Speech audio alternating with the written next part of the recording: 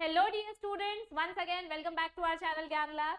तो आप लोगों के लिए हमने जो एमएचटी सीईटी 2025 और एमएच बीएससी नर्सिंग सीईटी 2025 का एमसीक्यू सीरीज स्टार्ट किया था, उस सीरीज का मैं आज नेक्स्ट पार्ट लेकर आई हूँ। यानी आज के सेशन में हम chapter number 5 origin and evolution of life वाला जो चैप्टर है, इसके फर्स्ट लेवल के एमसीक्यूज सॉल्व करेंगे। कुछ अप्रोक्सीमेटली 20-25 एमसीक्यूज हैं और ये एमसीक्यूज आंसर करते वक्त आपको अपने सामने नोटबुक रखनी है। जैसे ही क्वेश्चन डिस्प्ले होगा, पहले वीडियो को पॉज करो, क्वेश्चन पढ़ो, आंसर अपनी नोटबुक में लिखो और फिर वीडियो को रिज्यूम करके उसका सोल्यूशन आगे देखो। और एंड में आपको अपने मार्क्स कमेंट करने हैं कि आपको टोटल कितने मार्क्स आए। आप अपने मार्क्स कमेंट करोगे तो ही मुझे उससे पता चलेगा कि आपकी प्रिपरेशन कितनी हो रही है और मुझे और डिफिकल्ट लेवल के क्वेश्चंस लाने चाहिए या नहीं लाने चाहिए। और जितने ज्यादा डिफिकल्ट लेवल के क्वेश्चंस आप सॉल्व करोगे, यकीन मानो आपके सीईटी में उतने ज्यादा परसेंटाइल आने के चांसेस बढ़ जाएंगे। अगर आपने अभी तक हमारा वन शॉट लेक्चर्स नहीं देखा है तो यूट्यूब पे आप वन शॉट लेक्चर्स देखो, टेक्स्ट बुक रीडिंग करो और फिर आप एमसीक्यू सॉल्व करो, क्योंकि यही सही तरीका है। ओके, इस चैप्टर का वेटेज अगर हम देखें तो अप्रोक्सीमेटली 4 to 5 या 5 मार्क्स के आसपास इस चैप्टर का वेटेज है। बहुत ज्यादा हेवी नहीं है, बहुत ज्यादा कम नहीं है, पर इजी चैप्टर है। अगर आप इतने एमसीक्यू सॉल्व कर लेते हो और हमारे ऐप में से फ्री मॉक टेस्ट सॉल्व कर लेते हो तो भी आपका ये चैप्टर का सफिशिएंट प्रिपरेशन हो जाएगा। ठीक है, चलो। हाँ, अगर आपने अभी तक हमारा ऐप डाउनलोड नहीं किया है तो ऐप डाउनलोड करो बच्चों, क्योंकि उसमें आपके ही फायदे की चीज है। आप ऐप डाउनलोड करते हो तो उससे हमको कोई पैसा वैसा नहीं मिलता है, इनफैक्ट आपका फायदा होता है, क्योंकि ऐप पे हमने आपको 2 फ्री मॉक टेस्ट प्रोवाइड किया है, यानी 200 एमसीक्यूज आपको प्रोवाइड किए हैं। ऐप डाउनलोड करके आपको लॉगिन करना है। लॉगिन करने के बाद यहाँ पे जो 3 डॉट्स आपको दिखाई दे रही है, इस पे जब आप क्लिक करोगे तो आपको फ्री मटेरियल सेक्शन दिखेगा। फ्री मटेरियल सेक्शन में जाके टेस्ट वाले फोल्डर में जाना है, वहां पे आपको फ्री मॉक टेस्ट देखने मिलेगा और वो आप अटेम्प्ट कर सकते हो अनलिमिटेड नंबर ऑफ टाइम्स, जिसके लिए आपको 1 रुपए भी पे नहीं करना है। तो ऐप अब भी डाउनलोड करो और मॉक टेस्ट अपीयर करो। ठीक है, और अगर किसी को लाइव लेक्चर्स ज्वाइन करने हैं तो आप हमारा क्रैश कोर्स ज्वाइन कर सकते हो, वरदान बैच। इसमें हमने ऑलरेडी 5-6 चैप्टर्स फिनिश कर दिए हैं। यहाँ पे आपको लाइव लेक्चर भी अटेंड करने मिलेगा और प्लस आपको 22 फ्री मॉक टेस्ट देने मिलेंगे। मतलब आपको फ्री मॉक टेस्ट का एक्सेस मिलेगा, plus chapter wise mock test मिलेंगे। तो आप लेक्चर प्लस मॉक टेस्ट दोनों सॉल्व कर सकते हो हमारा क्रैश कोर्स ज्वाइन करके। और इस क्रैश कोर्स से यकीन मानो बहुत सारे बच्चों को बहुत ज्यादा फायदा होता है। तो जो बच्चे लेक्चर अटेंड करना चाहते हैं, मॉक टेस्ट देना चाहते हैं, आप डायरेक्ट वरदान बैच ज्वाइन करो। और अगर आपको लेक्चर अटेंड नहीं करना है, आपको सिर्फ मॉक टेस्ट सॉल्व करना है, तो आप हमारा सिर्फ मॉक टेस्ट भी परचेज कर सकते हो। अगर आपने वरदान बैच ज्वाइन किया है तो आपको अलग से मॉक टेस्ट परचेज करने की जरूरत नहीं है। आपको लेक्चर नहीं देखना है, सिर्फ मॉक टेस्ट सॉल्व करना है, तो आप सिर्फ मॉक टेस्ट परचेज कर सकते हो। ठीक है, ओके, चलो स्टार्ट करते हैं हम अपने आज के सेशन के साथ। ये रहा अपना पहला question, which one of these is considered as placental mammal. इसमें से कौन सा ऐसा मैमल है जिसमें प्लेसेंटा पाया जाता है? बताओ आंसर क्या आएगा। मार्सुपियल मतलब kangaroo, monotremes, eutherians, none of these. ये आपके टेबल नंबर 5.12 या 5.13 वाला टेबल है। तो क्या आएगा इसका answer? Which of the followings are considered as placental mammals. ये देखो, प्लेसेंटा किसके पास प्रेजेंट होता है? यूथेरियंस के पास। मार्सुपियल्स के पास पाउच होता है, कंगारू अपने बच्चों को अपने पाउच में रखते हैं। सो इसका आंसर क्या आएगा? Option number C. Next question, Homo habilis was nicknamed as handyman because. ये आपके टेक्स्ट बुक में जो लास्ट टेबल है उसका क्वेश्चन है।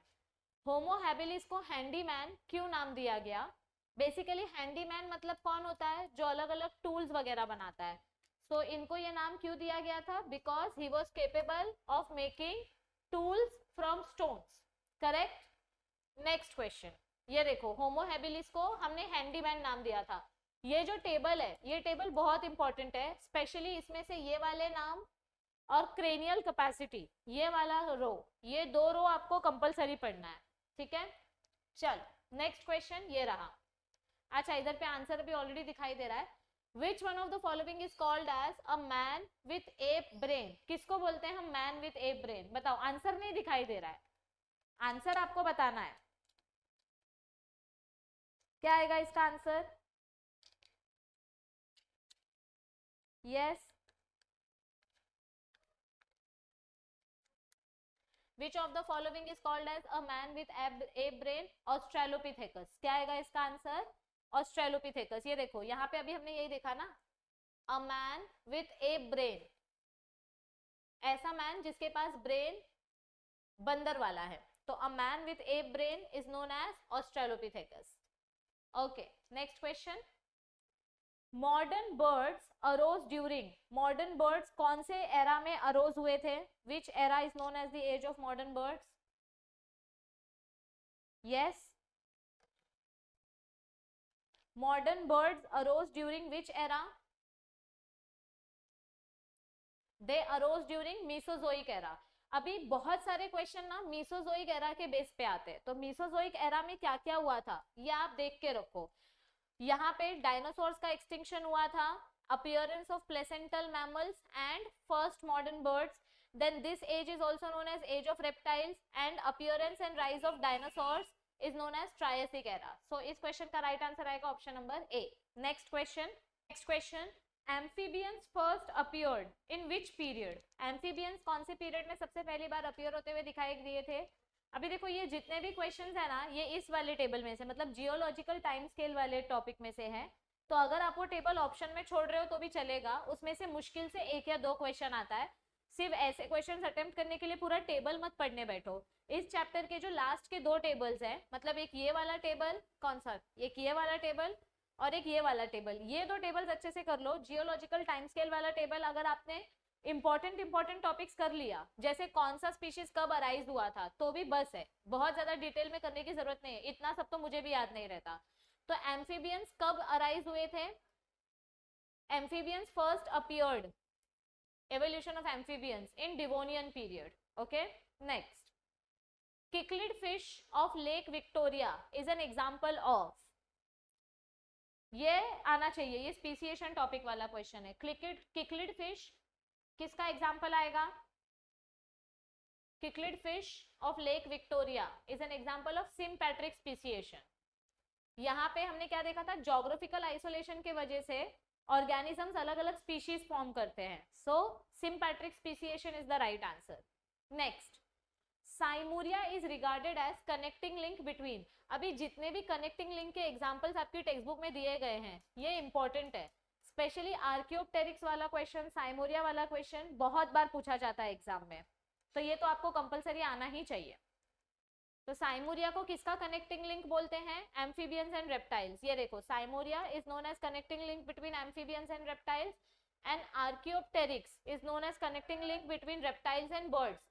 अभी इसका कोई ट्रिक अगर आपको पता है, किसी बच्चे को अगर इसका याद कैसे रखना है, अगर वो ट्रिक आपको पता है तो आप नीचे कमेंट करो, आपका कमेंट में पिन कर दूंगी, और अगर नहीं पता तो आपको बेसिक लर्न करना पड़ेगा ये, ठीक है?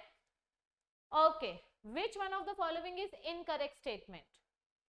Ichthyostega is a connecting link between fish and amphibians.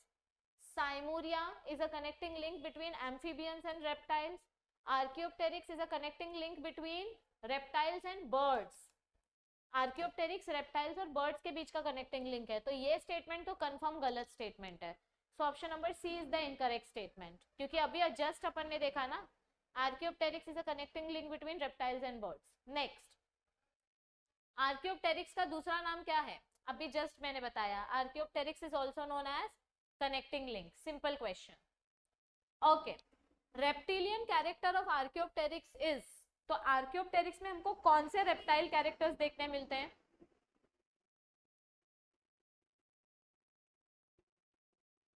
Yes,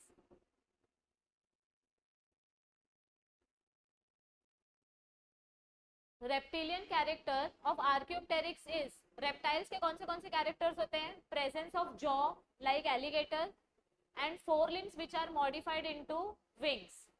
ये देखो रेप्टिलियन कैरेक्टर्स कौन से हैं? जॉ, सॉरी ये नहीं आएगा, ये आएगा वही 4 limbs wings में कन्वर्ट हो गया, ये तो बर्ड वाला कैरेक्टर है, this is reptile character, single headed rib. So option number A and B is the correct answer. Next question, Dash called birds as glorified reptiles, तो कौन से साइंटिस्ट ने बर्ड्स को ग्लोरिफाइड रेप्टाइल्स का नाम दिया था? Yes, who called birds as glorified reptiles? Huxley. Huxley ने क्या किया था? Huxley justified this by calling birds as glorified reptiles. तो ये टेक्स्ट बुक में जो लास्ट में से कोने कोपचे में जो बोल्ड की हुई लाइंस देती है ना, वो लाइंस इंपॉर्टेंट होती है, वो लाइंस भी एग्जाम में पूछी जाती है। नेक्स्ट क्वेश्चन, अरे यहाँ पे दिखाई दे रहा है सीधा answer. Which of the following is example of adaptive radiation? तो अडेप्टिव रेडिएशन का एग्जाम्पल क्या आएगा? Marsupials are known as adaptive radiation and finches of Galapagos island. Darwin के जो गैलापेगोस आइलैंड वाले हैं बर्ड्स, ये भी एग्जाम्पल है अडेप्टिव रेडिएशन का। Okay, next, read the given statement and select the correct option. Statement number 1, genetic drift is the change in gene frequency, correct, in a population, hence it is important factor for evolution, correct. Genetic drift की वजह से gene frequency में तो changes होते हैं, ये तो correct statement है, so this is right. Next, smaller populations have greater chances for genetic drift. मतलब अगर 10 बर्ड्स है, उसमें से 4 बर्ड्स गायब हो गए तो इजीली पता चलेगा। 100 में से 4 बर्ड्स गायब होंगे तो नहीं पता चलेगा। तो स्मॉलर पॉपुलेशन में अगर जेनेटिक ड्रिफ्ट होता है तो वो इजीली दिखाई देता है। So both the statements are correct, okay, because genetic drift के वजह से अलील फ्रीक्वेंसी चेंज होता है और स्मॉल पॉपुलेशन में ये इजीली दिख के आता है। It is equally visible in smaller population. Select the correct statement. Okay, let us see. Industrial melanism is an example of natural selection, correct. Biston Betuliria, Biston Carbonaria, दोनों ये natural selection का example है। Biston Betuliria were more in number than Biston Carbonaria before industrialization.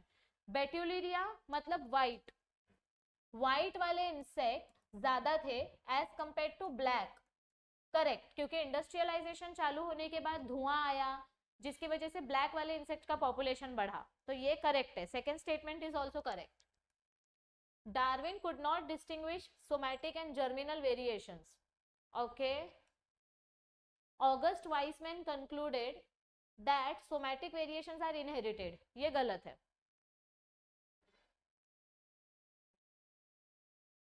हाँ, so statement number 1 is correct, statement number 2 is correct, statement number 3 is also correct. Darwin ने हमको सिर्फ variations के बारे में बताया, लेकिन कौन से वेरिएशंस जर्मिनल है, कौन से वेरिएशंस सोमैटिक हैं, कैसे होता है, क्या होता है, उसके बारे में ज्यादा कुछ नहीं बताया। तो तीनों स्टेटमेंट्स करेक्ट है, लास्ट वाला स्टेटमेंट रॉन्ग है, क्योंकि ऑगस्ट वाइसमैन ने हमको क्या बताया कि जर्मिनल वेरिएशंस हमेशा इनहेरिट होते हैं, मतलब जो जर्म सेल के कैरेक्टर्स होते हैं वो नेक्स्ट जनरेशन में पास होते हैं। Okay, so industrial melanism is an example of natural selection and Biston betuliria were more in number than Biston carbonaria. Okay, and Darwin ने somatic और germinal variation के बीच में distinguish between नहीं किया था. This is Darwin's experiment. Next, organisms of population living in the same geographical region occupy different habitat so as to prevent mating.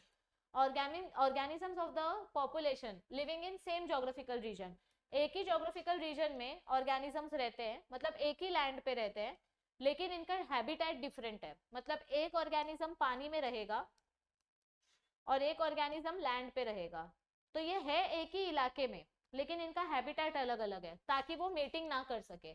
तो ऐसे type के isolation को हम क्या बोलते हैं? This type of isolation is called as habitat isolation, क्योंकि उनका रहने का लोकेशन बदल जाता है, करेक्ट।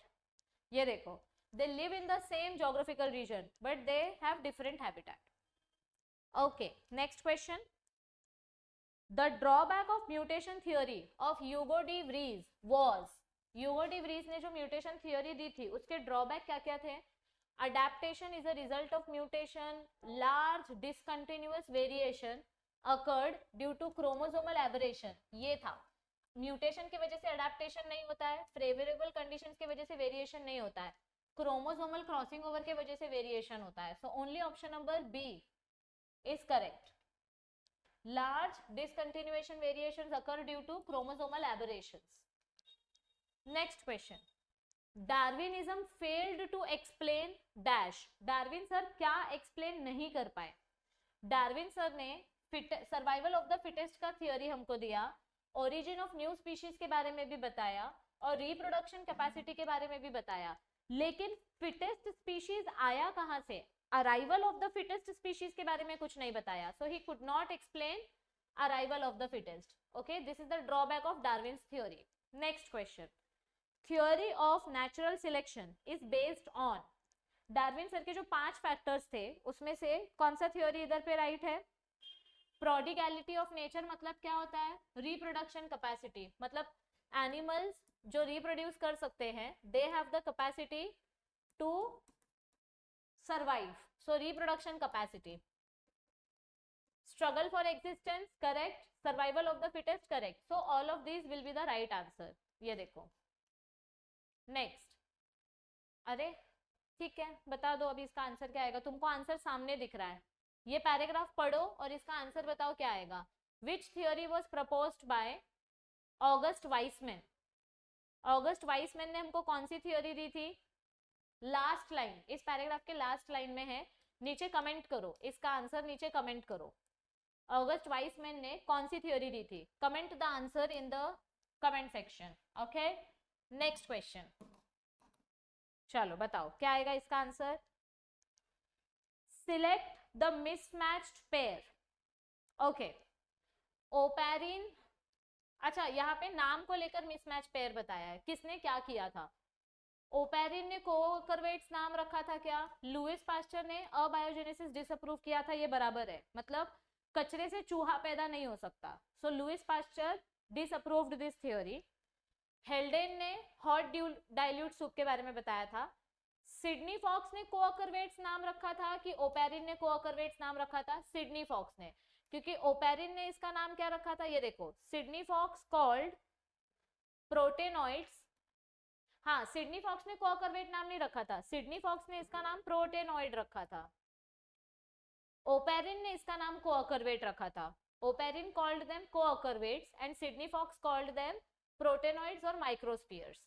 नेक्स्ट क्वेश्चन, चलो चलो, last 5 questions. Read the following statement and select the correct option.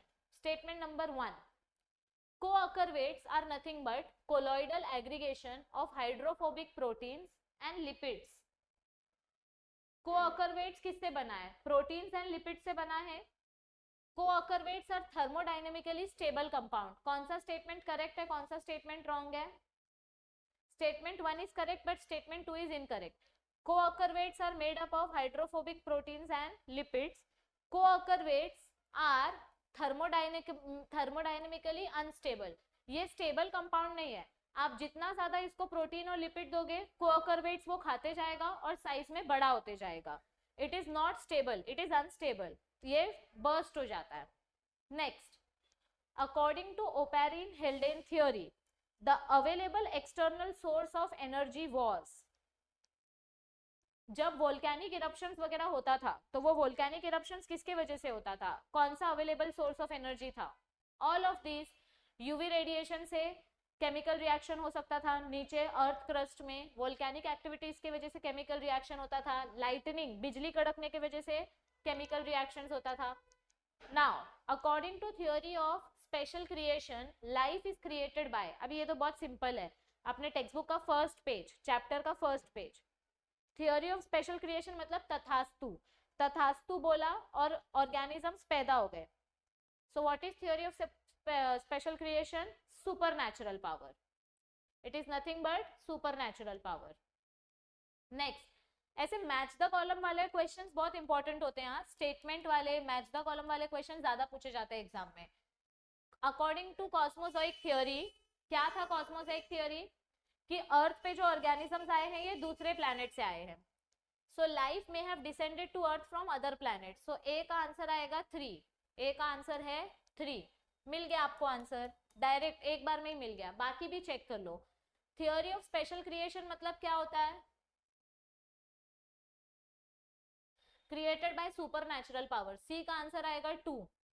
So option number A is the right answer. Next, last question of the session. Which of the following element was most active in primitive atmosphere of Earth? जब अर्थ बन रहा था उस time पे सबसे ज्यादा कौन सा एलिमेंट प्रेजेंट था? ऑक्सीजन तो था ही नहीं, ऑक्सीजन तो कंफर्म नहीं था. सेलेनियम भी नहीं था, हीलियम था सेलेनियम की जगह पे. तो इन दोनों में से कौन सा एलिमेंट सबसे ज्यादा प्रेजेंट था? हाइड्रोजन। प्रिमिटिव एटमॉस्फेयर बहुत ज्यादा गर्म था, और अगर हम केमिकल एलिमेंट्स कंपेयर करें तो hydrogen was the most active element present on the primitive atmosphere. So question number 19, आपको आंसर उसका कमेंट करना है। जल्दी जल्दी सब लोग क्वेश्चन नंबर 19 का आंसर कमेंट करो। एंड आई होप आपको आज का सेशन अच्छा लगा हो। अगर आपको फ्री एमसीक्यू सॉल्व करने हैं तो आप हमारा ऐप डाउनलोड करो, डाउनलोड करके लॉगिन करो और फ्री मॉक टेस्ट दो, ताकि आपकी प्रिपरेशन और अच्छी हो सके। और अगर आपको 2000 से भी ज्यादा एमसीक्यूज चाहिए तो आप हमारा मॉक टेस्ट वाला कोर्स परचेज कर सकते हो, उसमें आपको बहुत सारे एमसीक्यूज मिलेंगे। सो प्लीज अपने मार्क्स नीचे कमेंट करो, आज के 25 एमसीक्यूज में से आपके कितने एमसीक्यूज राइट आए, और इस क्वेश्चन का आंसर नीचे कमेंट करो। इस वीडियो को अपने फ्रेंड्स के साथ शेयर करो, उनको बोलो चैनल को सब्सक्राइब करने के लिए, क्योंकि हमने अपनी चैनल पे कम्युनिटी पोल्स डालना स्टार्ट किया है। और कौन कौन बच्चा रोज हमारा कम्युनिटी पोल अटेंड करता है, नीचे कमेंट करके बताओ कि आप रोज अटेम्प्ट करते हो कि नहीं करते हो। एक दिन में कम से कम हम 4 से 5 एमसीक्यूज अपलोड करते हैं अपने कम्युनिटी पोल में, और ये जितने भी एमसीक्यूज होते हैं ये 2024 के पीवाईक्यूज है। तो आप लोगों के लिए बहुत ज्यादा एफर्ट्स हम ले रहे हैं, आपका बदले में हमको एक ही सपोर्ट चाहिए। आप हमारी चैनल को शेयर करो, सब्सक्राइब करो, वीडियो अच्छी लगती है तो लाइक करो, और अपने पॉजिटिव कमेंट से हमें मोटिवेट करो, और बुक खोल के पढ़ाई करो, क्योंकि हम इतनी मेहनत आपके लिए कर रहे हैं तो आपको हमसे डबल मेहनत करनी है। आपके लिए जो बल पड़ेगा हम वो करेंगे, बस आपका प्यार और सपोर्ट हमें मिलता रहे। All the best for your preparation. I will see you all very soon. Please comment your marks below this video, and please पढ़ना चालू करो बच्चों, क्योंकि अभी नहीं तो कभी नहीं। Bye bye.